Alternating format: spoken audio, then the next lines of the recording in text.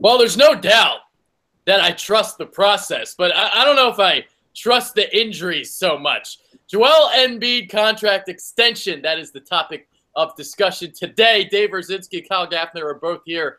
I'm Adrian Fedke. Going to be a really, really interesting discussion. And, I just spent the last 10 minutes trying to find and see if we can find anything on injuries and incentives, but unfortunately, I'm not seeing anything.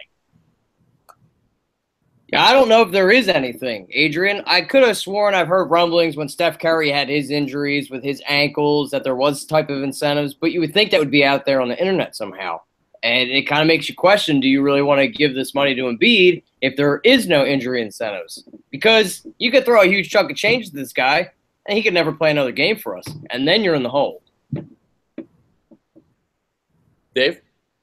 Yeah, man. I mean, I got 2 words, Andrew Bynum. Another 2 words, Matt Geiger.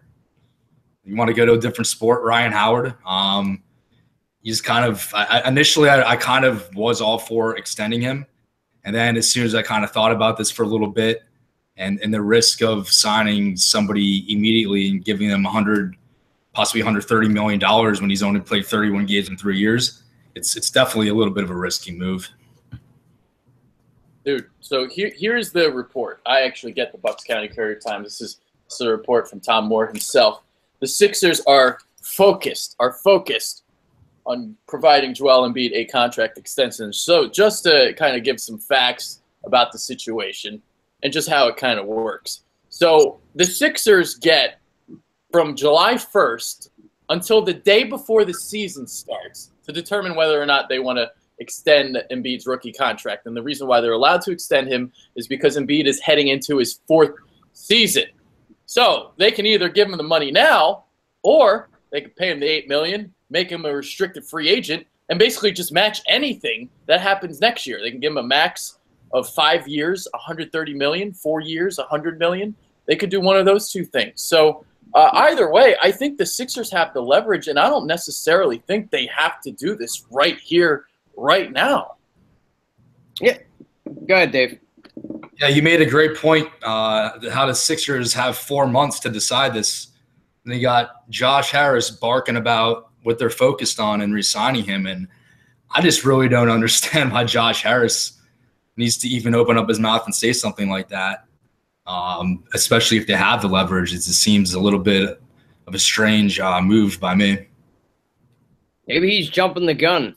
But if we're able to match any offer, then why not wait? I mean, I kind of really want to sign this guy because without Embiid, are we really going to be able to win a championship?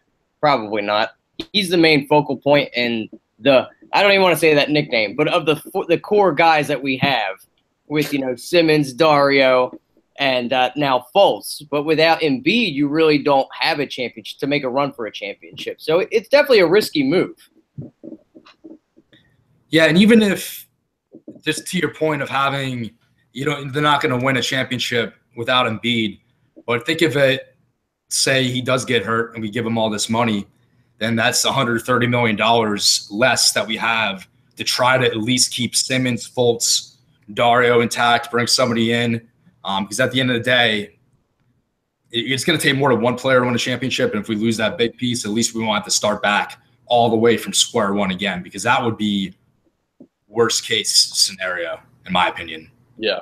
Here's the thing that sucks is you can't extend him after the season starts. So there's no proof or anything that we can see, okay, well, he's going to play 60 games this year. He's played 31 games in 3 seasons, and he also got hurt when he was at Kansas. He's always getting hurt. And it sucks. It's a shame. I mean, 31 games, that's less than what Greg Oden played in his first 3 years. Greg Oden played, I believe, 82 games. 61 his first season, 21 his second season. So it's really tough for me to want to give it to him right now. I would rather just wait. You can match anything. It doesn't matter. Unless there is an incentive-based contract that's, he gets extra money if he plays a certain amount of games. That's how I would approach it. But I don't know if there's anything that you can do like that. Because like I said before, when I started the show, I looked into this for about 5 to 10 minutes. You type in NBA clauses injuries and stuff on the NFL pops up. So I don't know if you can do anything like that. The only thing that I saw that was remotely close to it was a Baron Davis contract where he got more money if the Clippers, if he played 70 games for the Clippers and they won like 30 of them. And that's the only one that I saw. There has to be some incentive, though, some injuries incentive, because what is stopping them from, getting hurt? You put all your money into this guy, and then he takes all that money, and it sets your franchise back, like David touched on. There has to be some injury incentive in a contract to prevent this from happening, so you don't sink all your money into it. Now, I did see something on Twitter, and I don't know if it was from Josh Harris. I think it was related that the contract is going to be between $48 million to $148 million max, which is what it could equal out to. It could be between 48 and 148 million. Yeah. So I don't know in those contracts if there's incentives for that. Does he get the $48 million if he plays X amount of games? I mean, I really don't know. Well, it was very there. What's that? That's what that tells me. Yeah. So there has to be. Well, what's the max they could give him? Was it 6 years or 5 years? I believe it's 5. He's definitely going to want 5 years. I think he's more into the years. But why would he accept? Why would he sign a contract though with an injury clause on it, when maybe he could take his risk this year, not take just take the $8 million or whatever, and then next year go and try to get an uncapped some contract with no clause on it. Good point. Maybe but again, I don't know if they're even able to have a clause like that. It's couldn't find. But it's the point is true though about he is the centerpiece. He is the guy that the process revolves around. I mean, if you don't have him, you're not going to win a championship. And the other argument you can make is this: it's like, all right, well, you only need him for 16 games. You only need him for the playoffs. You don't need him for the regular season.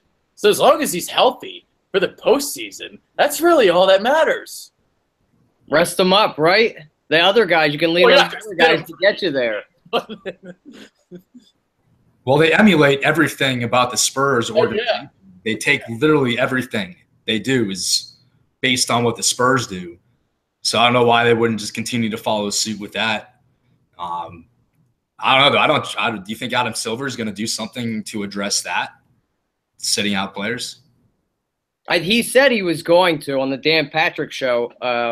I was watching that a little bit this morning, and he has a lot of ideas to change. They were even talking about the lottery because obviously our name comes up all the time when you talk about the lottery and how we've ruined the NBA and blah, blah, blah, blah, blah. So a lot of people were saying we'd like Adam Silver to change that, and also he had touched on the contracts disputes and a lot of other stuff too. Well, I know they despise what we did. Mm-hmm. I actually heard a rumor that Joel Embiid gets talked to by Adam Silver every time he goes to New York and says how he can't say trust the process. Like the word, I think he's been fined literally for saying the words trust the process. He doesn't have an issue with him saying the word process or calling himself the process, but I guess saying trust the process to Adam Silver promotes tanking, and it just really bothers him. But yet it's okay for everybody else to lose too, right? But we're the first team to ever do this. That's what drives me insane. Well, technically, we're the first ones to take it to an extent like this. Hey, I'm just keeping it real. Hey, it worked though, right? Oh yeah, it's worked tremendously, and I ain't gonna bitch about it. So, just saying. I'm all behind it because you've seen other teams following suit. Mark Cuban came out and said when they weren't going to get to a certain point, they wanted to tank. The same with New York.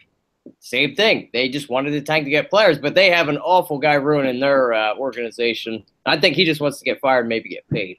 Phil's losing it a little bit.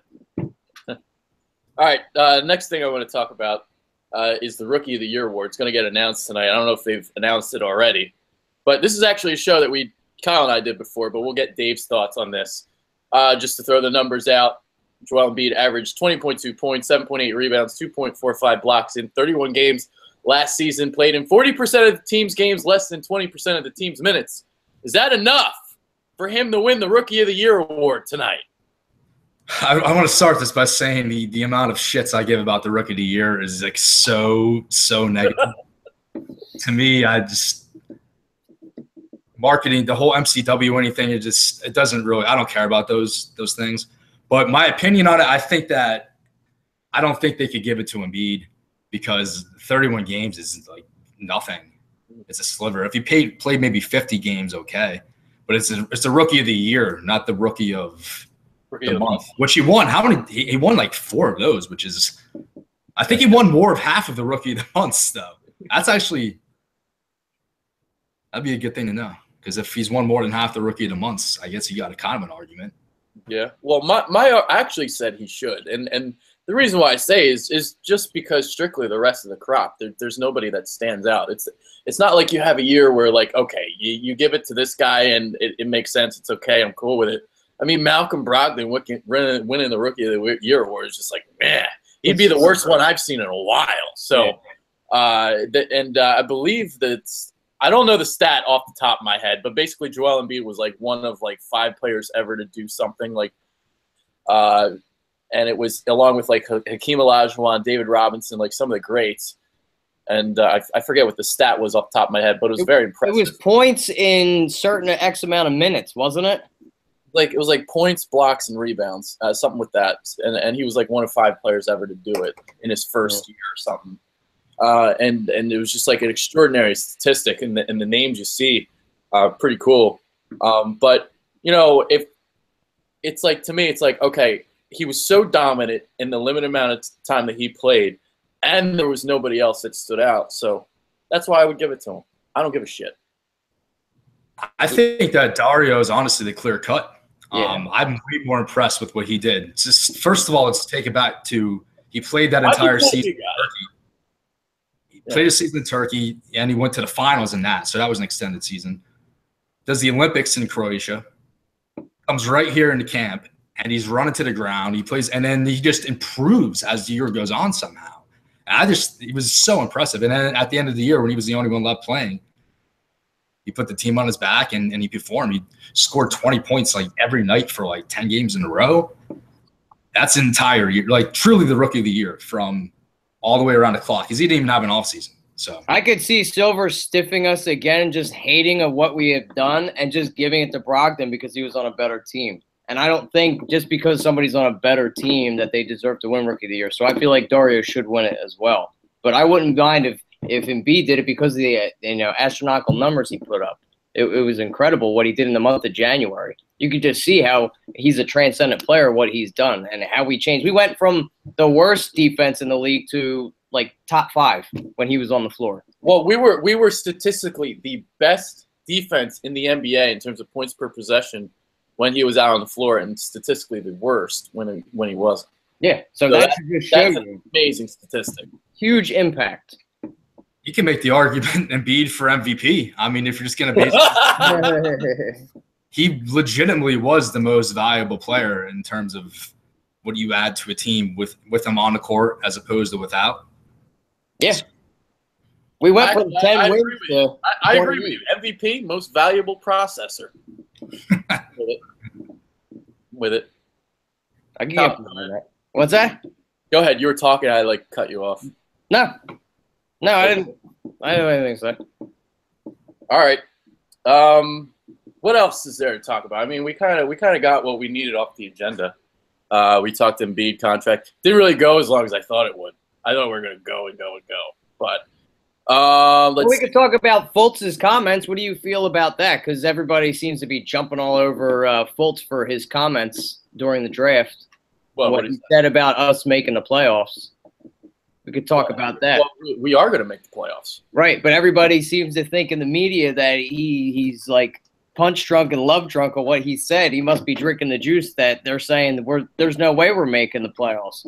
Well, so I would suggest everyone else to start drinking the juice because it's fucking happening. We are making the playoffs. Yeah, I definitely think we are too. But what we have with this piece, and then you see what we're going to do in free agency, it's not crazy to think that. All we really have to do is win. What was the 8th seed? What did they have? 37 wins to get into the playoffs last year? They won 38 games, which is only 10 more than last year. Yeah. it's not crazy to think we could make the playoffs this year if Embiid and Simmons didn't get hurt. Yeah, exactly. And you add a talent like Fultz, we could easily win 43 games this year and be the 6th seed. I said this last week on the show I did with Dave, and we talked about the Thunder franchise and how they went from like 23 wins to 50. They made that jump. And if the Sixers make any remote jump like that, I mean, they're not going to make a 27-win jump. But what was the example? It was in 3 straight years they went Durant, Westbrook, Harden, and Harden. And the year that they got Harden, that was the year that they made their jump. And this was the 3rd guy that we got on our 3rd star with Fultz. So we won 28 games last year. That's what it was, correct? Yep. So I don't think it's out of the realm of possibility that they win 45-50. I don't think that's crazy at all, especially in the Eastern Conference. The conference stinks. It's not trash. Good. It is. It's trash. It's as trashy as the fucking new nickname that we have. The Feds. The Feds, derived from me. I used to be called Fed. That's my nickname. So who came up with that? Did Joel come up with that, or did a writer come up with the Actually, I came up with it. I sent it to Joel, and then I just talked shit on it to make it seem like I didn't come up with it. But actually, yeah, go ahead, Dave. Mount Trustmore. Mount Trustmore. That's a lot better than this. A lot better than this. The Feds, actually, the true story, the Feds came from a guy named Alex Smith, and he works for the Eagles. He's not even a basketball guy. Oh, so that's why just throw it away. Why is it even catching fire, man? It's just so bad. I hate a lot of people like it. I made a video and people said they liked the nickname. Oh man, I'm not getting on board. I'm not even. And then look at that. Durant has the gall to come out and make fun of us, starting some fire. He's 100% correct. True. The nickname is trash. The players are this. Awesome. Awesome. Yeah. He's gotten to the point where he could tweet anything and it doesn't matter and it's going to catch on. Well, he should have no room to talk. His opinion shouldn't mean anything. He left the team to go join a super team and win a championship. But that's I think David's talking about Embiid. Oh, I thought you were talking about. Embiid can tweet out anything he wants and it's it just catches on. We just eat it up. We just keep sipping on Kool-Aid. There's no way he's going to move. Like, there's no way he leaves. If he goes to free agency, like, this is his thing. Like, this whole you can't be called the process in his brand. He branded himself to the Sixers. Yes. Yeah. Like, and then why would you leave Simmons and Fultz? Like, the Sixers have so much leverage right now. Yeah, I don't think he wants to leave. He's not leaving. All 3 of them are coming back. They're all going to be with us for the next decade. There's no doubt in my mind. They're not going to screw this up like the Thunder did. They're going to learn from past experiences. Well, you have to look at that Thunder team. Look at all the egos that were on there, too. I don't think we're going to have a problem here with Embiid, Simmons, and Fultz. I feel like those other 3 have huge egos, and that won't really happen here with Simmons and Fultz being, like, real laid-back guys. Yeah. Dave? I actually said the same exact thing last week, I think. Oh, did you? I'm like – now, like how like they don't have like they're just always in the like they're in the gym at like 2 a.m. on Friday together. Like I think they're down with keeping this together and they see what can happen. And more now, all these guys in the NBA, they see these guys jump and ship to form these super teams, seeing how hard it is to win a championship and how big of a deal it is. And they think that they can actually do it, and they're just gonna stick to it and do it the right way. Speaking of being in the gym, that'll be our next topic right now. Ben Simmons on a Saturday night practicing his dunk contest competition dunks. Would have won the contest last year. Throws it off the wall with his right hand, emphatically dunks it with his left. I love seeing him in the gym. I don't know if he's allowed to drink. I don't know if he's 21 yet. But I love seeing him at work, hard at work, in that gym, and I love it. It seems like all 3 of them are all like that. Yeah. Hard work ethic, don't really care about the whole partying situation. They just want to work on their craft, and, that's great to see. They want to be the best that they can be. I love to see that. And I want to get back to having All-Star Weekend and, like, the dunk contest, having guys with talent. Like, because look at the past couple of years. There really hasn't been any big-name guys. It's like they stopped doing it. And I want to get back to having stars in it like I hope Simmons does try out for the dunk contest. Funny, though, speaking of guys like going to the gym and not going out, on Saturday night I was at Morgan's Pier, and Embiid and TLC were there. Nice. Embiid is Embiid's known. He doesn't stay at the gym. Nah, he's walking around. He's got his hood on. He's swooping around, trying to be all incognito, and he's the tallest one by 4 feet. And he actually was drinking Shirley Temple's. I go to the bartender. I go, yeah, what do you order? The guy goes, Shirley Temple. I said, at least he's not drinking. That's unreal. That's so awesome. Dude, but like Shirley Temples really are awesome. Like they are really good. They're unbelievable, actually. I get the dirty Shirleys when I go out, man. They're delicious. They are really good. They are. And he had talked about even, patenting that drink and calling it the process, serving it at the Wells Fargo Center. I hope that comes to fruition and he actually does that. Order up a process and it's the Shirley Temple. I think I saw an IPA the other day called the process or trust the process or something like that. Man, that's great. Yes. That is awesome. As an IPA, man, that's genius marketing. If they, like the Flyers, the Ghost Bear. Remember the beer that the Ghost Despair beer, and it was actually good. I tried it because it was called Ghost Bear. It's great marketing. Was that Conshohocken Brewing Company makes that? Yeah. That's Glenn Macnow's brewery. So yeah. Sure something to do with that. One of our guys, Nick Bacone, went there to like cover the unveiling or whatever. So and Macnow was there. That's cool. I didn't know he owned a brewery. Yeah. Great beer, too. Really good beer. So now I want to try this Trust the Process beer. Yeah. Now you talk about it, I'd like to try it, too. Mount Trustmore. I like Mount Trustmore, man. That's fine. It's better than Sons of Sam. It's better than the Feds. Cool T-shirt. Like how can you have a nickname called the Feds? I hope this doesn't come off racist, but how can you have like black people hate the cops? How can you have something called the Feds? No, it doesn't work in Philly. It doesn't fly. You see, Meat Mill immediately posted an Instagram. He screenshotted his tweet, and his caption was like, "LOL, nah." It was amazing. So I don't think it's gonna stick.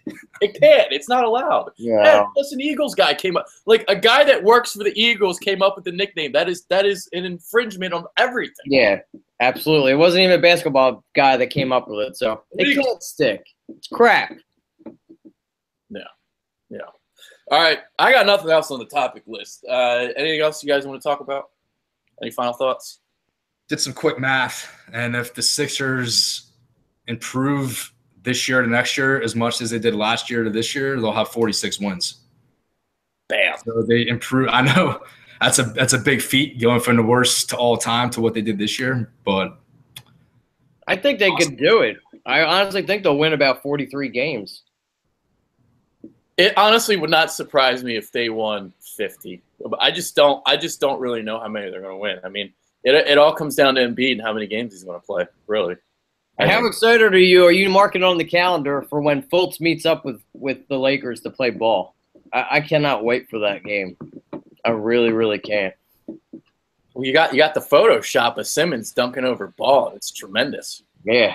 Let's put that into real life time and see if his daddy comes out and rescues him, because I can't wait for Lonzo to step in this league and then see what's up. It's going to be plus they're saying this is one of the best classes to come out in a long time, and we'll see what these other guys are doing. I just can't wait for Summer League, to tell you the truth. Well, Summer League is always amazing. I don't think I want anyone to play. I don't even want Fultz to play in Summer League. You don't? I just want to be selfish. First preseason game. That's the history coming in. So anyway, if the Sixers won, I just quick look at this. If they won 46 games last year, they would have been a 5 seed. Yeah, that's how bad the East is. It's not. Yeah, if you scoff at them making the playoffs, you just gotta say, well, all right, well, like think about it for a second. Making the playoffs isn't a ridiculous feat. No, the media is just a bunch of haters. That's all. They just hate what we've done. They hate how we've accumulated this talent, and they just don't want it to quote unquote be a trend in the league. That's all it is. Stephen A. Smith, all the guys on First Take, they just hate it. Well, Max Kellerman loves it. Huh? He loves the process. Yeah, Max Kellerman. Yeah, he stuck up for us. That was great. He did. Because he's a Lake. Is he a Laker fan? Or is he Kellerman? Yeah, he's a I have Knicks. no idea. But he pulled when he was out there. Like he pulled for the Lakers. He just hated the Clippers. And dude, him and Marcellus Wiley used to have the best show together on the radio. And then he moved back to New York or whatever to do his boxing. But yeah, because he hated that whole year, the whole Kobe farewell thing. He despised it. But the Lakers are a mess, man. They think the Sixers are embarrassing. They give this farewell tour for Kobe. Literally don't even try to win games and just focus on him. And then now they're tanking as blatantly as we were. But nobody talks about that, right? Well, that last game that Kobe played was like such a joke that It's a money marketing thing. Sure, cool, great. He scored 60 points, but how many shots did he take? It was like 100. Yeah, and nobody was playing defense against him. So easily done for a 38-year-old Kobe Bryant. It was a joke. You should have seen the defense they were playing on him. It looked like James Harden was on him the whole time. It was terrible. They weren't even putting their hands up.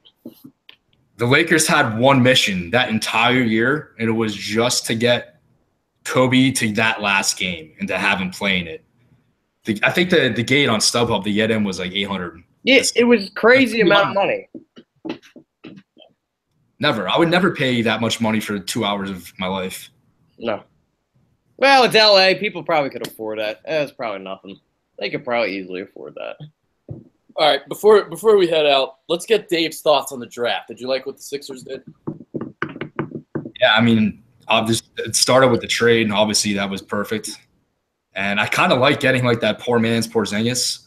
I mean, obviously, we're at the point where like anyone they took after Fultz wasn't going to make the team. We don't really have room on the roster for another late round first pick, second round. So they got a good guy to stash who might turn into an animal. So I like that a lot. And then who's the Australian guy that went to UCLA? Jonah Bolden. A lot of hype on him. I think apparently he could be one of the sleepers of the draft, like the big one. I guess people were saying he was even lottery talent and he fell. I don't know, but I like it. Yeah, I need to watch him play. I mean, because I've made this point a lot. I don't care about highlight videos because I don't get to see the weaknesses or whatever. I need to find EuroLeague games of him. I don't know if it's possible to find them. Now, I did watch some highlight clips and just to see the shooting stroke. And I like to see that he's 6'10", and it looks silky smooth. He's really smooth out there. And he's smooth in transition, and he can shoot it. And that's what we need. So in transition with Simmons, go up and get a lob. He's very coordinated at the rim. And then just a couple of the threes that I shoot him take. I mean, it's an effortless stroke. So a stretch four to potentially play with Embiid. I mean, if he's this talent that they say he is, who knows? He might be the starter next to Embiid as a four, a couple years from now. Who knows? Well, he can handle the ball too. He had a lot of point when he was with the Serbian team. And he can guard 1 through 4 too, so he's like a lockdown defender. But it just, it's a lot of hype for a guy that went 36 in the draft. So let's take everything with a grain of salt too. I'm definitely not hyped. I'm happy. I'd say I'm happy with it. Yeah, I'm happy. Yeah, I mean, I got to watch him play. Somebody had him at number 6 on their big board. I'm just like, yeah, that seems a little crazy. For international players, I mean, both of them are locked up for the next 2 years with like a player option for the second year, so they won't be over here for a little bit. I know even Anjus wants to even play, but that's the team's decision, and I think he still needs a lot of work for what he's going to do. I mean, I think they both do, but even Bolden said he wants to come over and play this year, but that's not going to happen. Yeah. I think Firkin's coming over. That's looking really realistic right now. I did not think that was happening this year. Loving that. I'm loving that. Furkan, baby. Korkmaz. Can't wait for that. And, yeah, going back to Anjic Pachniks, I still can't say his fucking name. I'll get it right eventually. But, yeah, dude, I haven't seen these guys play, so I'm pulling a Bob Brook over. I've only seen that guy's an idiot. Yes. What are you doing, man? Obviously, what does he think? He's like Skip Bayless, like just trying to stir the pot? Clearly. Matt Mullen of the Philly Voice He compiled like all the takes in the city, and every single one of them was positive, except one, and it was Bob Brookover. So, And he was an idiot about it. Like to start to argue, admitting you've never watched them play. yeah, you've lost all credibility with your opening line. Like, stop talking after that. It's ridiculous. Anyway, I was on a tangent about something. I forgot what I was saying. So, whatever. Brookover, dude. This is what he wanted. He wanted people to talk about him. Has anyone ever talked about that guy? No, I've never heard of him in my life, so clearly it worked. That's exactly what, like, it's exactly what that was for. Clickbait. He wanted people to call him an idiot. He got the attention. He got it. So, you know? Oh, that's what I was talking about. So, yeah, foreign players. I mean, the point I can make is this. It's like, don't watch the highlights. Actually watch them play. And that's why I'm doing, like, the things with the Markelle Fultz videos. I'm actually, like, it's every clip from every game. It's actually literally him the entire game, all of his plays from, you know, it's not just all highlights. It's like draft breakdown style. And, you know, I need to get proper evaluations on these players. I need to watch them. And if you say you watch the EuroLeagues, you're full of shit. That's just bullshit. So it's true. None of my 20 live viewers right now watches the EuroLeague. Stop it. You're full of shit. No, they definitely don't. How do you even go about doing that? I find ways because I'm really good with torrents. So I'll find a way. If I can find a way to find it, I will let you guys know. You know, if Comcast was smart, due to all the EuroLeague stashes we have, they'd offer like some sort of a package. That's actually fucking a genius idea because I would buy it. Yeah. I would watch it. Yeah. Because I like last year when when I knew Dario Saric was coming over, I started watching a bunch of Dario games, but a lot of that was like international. So, and that was very easy to find. You could find stuff on YouTube, but I don't know if I'm going to find stuff on Jonah Bolden or the Unicorn, Anjish. Yeah, especially since he played for what? Well, no, he went to Spain. I was about to say he played for Latvia for a while, and I'm sure you can't really find those games at all on the dark internet. I want actual games. I don't want highlights. Like, no, I hate highlight videos. I hate them. That's how you get people drinking the Kool-Aid. Yeah. You watch the highlight videos, you're like, oh my God. There's all the good plays. And then you start rubbing your nipples and shit, and it's like too much. That's what they do. All right, let's do final thoughts. I got nothing else. Go ahead, Dave. Final thoughts. What do you even talk about today? I don't know, man. I'm thinking about Firkin now coming over.